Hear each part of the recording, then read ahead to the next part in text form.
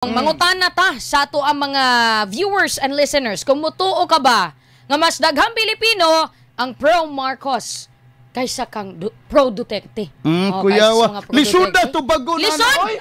Anong lisod man ka Jomandong? Pangutana kung daghan ba ang mga pro Marcos o pro kaning gamay ang mga Duterte? Naglisod yun ka. Tubag sa lisod na balansiho na. Uy! Kay ang survey man gud Jomandong sa Okta, niingon man nga daghan daw mga adult Pinoys ang pro Marcos o 36% ang pro Marcos gikan sa tugon ng masa survey sa Okta Research. Matud pa niini Okta Research? Oo. Okta Research ang nagsurvey ana day? Yes. Credibility day, credibility yes, no na kung gingon 101% na. Mo gani akong tested ang probe na. Kanang Okta Research day. Tested ang probe na. Panahon kani adtos pandemic. Sakto. Nga reliable kay nag impormasyon day. Diha ta nag-rely sa ilahang sa Okta Research.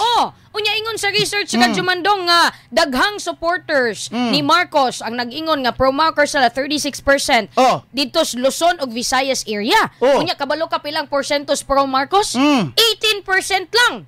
Kadaghanan pag yung Mindanao ka Jomandong. So sa laktod nga pagkasulti day, di mudo sumada total. Sa survey sa Okta Research kinsa may daghang supporter pro Marcos. Kapangutana ka Jomandong.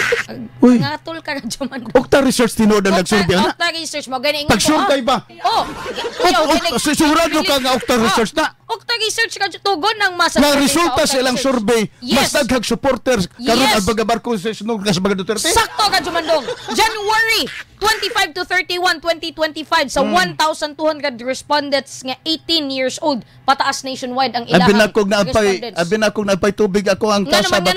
Hilamos unta ako kung sa ba ko gadam ko ba ko ani programahan Kung Okta Research na day. Kanihan ingon man ko nga taas ang akong respeto sa ilaha. 101% ang ako ang pagsalig sa ilaha kay tested and proven na. Yes. Kung bagya kasama impormasyon nga tinuod ang ato ang kanabitang tinubdan, diha ta mo rely sa Okta Research. Pero karon day. Ngano Karon pa ko.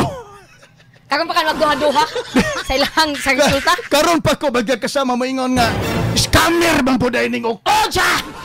Gabi ako Jomandong. Dito ko mo scammer man po din ning Okta oy. Dito ko Jomandong sa kinikining ang ilang kredibilidad ba? Kung salig hapon ko Jomandong. 1,200 respondents lamang wa ta kabalo ba ang ilahang natuan nga mga respondents pro Marcos gyud.